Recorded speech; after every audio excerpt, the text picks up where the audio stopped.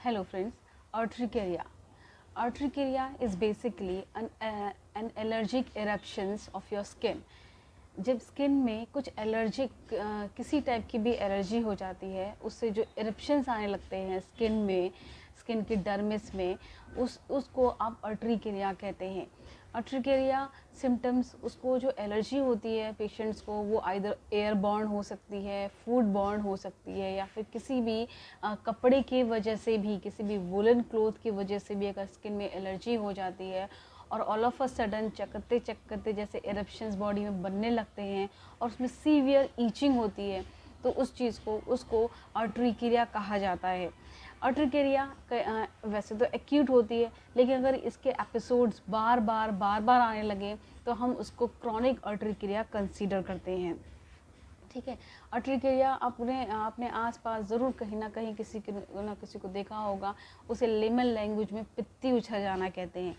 Local language बोलते हैं कि बॉडी में सर्दी गर्मी हो गई है, तब अर्ट्रिकेरिया आ गया है। यानी एक तरह से ये भी साइंटिफिकली ट्रू होता है, जब बॉडी में सर्दी और गर्मी का बैलेंस बॉडी नहीं कर पाती है, उस कंडीशन में बॉडी एक एलर्जिक फिनोमिना, एक बॉडी एक अपना डिफेंस फिनोमिना क्रिएट करती है, और जिसे हम जो स्किन पर मैनिफेस्ट होता है, और वो अर्ट्रिकेरिया कहलाती है।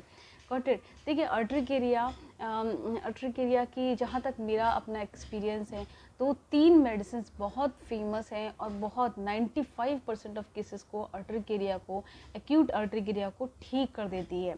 ठीक है, उसको पूरी तरह से ठीक कर देती है। जो कुछ मेडिसिन लेते हैं, 3 मेडिसिन होती है। पहली होती है आर्सेनिक, दूसरी है आपकी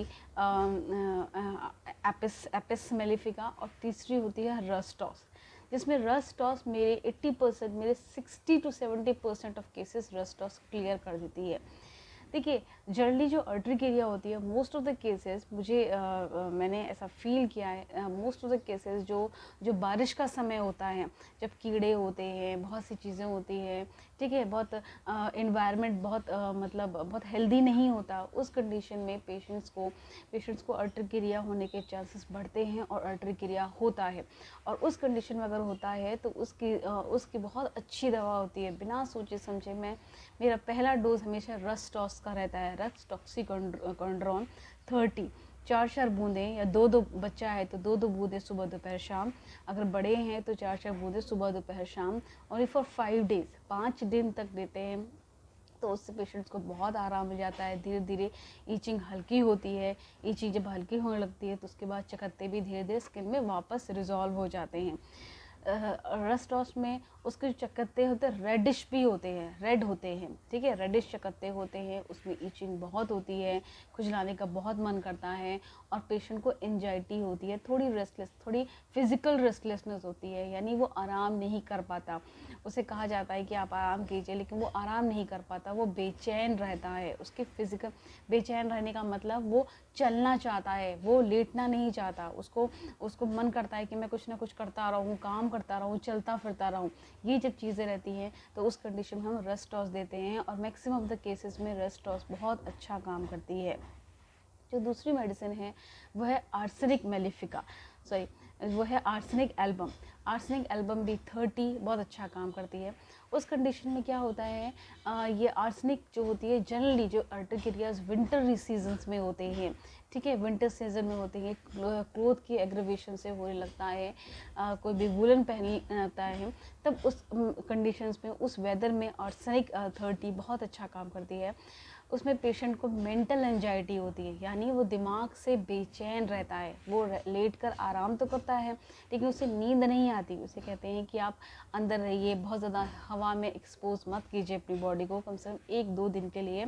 तो वो लेट जाता है लेकिन उसे नींद नहीं आती, वो मेंटली बेचैन रहता है, खुजली करता रहता है, इधर उधर करवट बदलता रहता है, और थोड़ी थोड़ी देर में पानी की प्यास लगती है, एक एक घूंट पानी पीने का उसका मन करता है और पानी पीता है।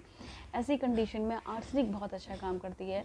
सिर्फ आर्सेनिक मेडिसिन दीजिए, आर्सेनिक 30, 2 बूंदे अगर बच्चा है, और 4 बूंदे अगर बड़ा है, तो दिन में 3 बार दीजिए। ऐसे ही 4-5 दिन देने से वो अर्टिकेरिया, एक्यूट अर्टिकेरिया पूरी तरह से ठीक हो जाता है।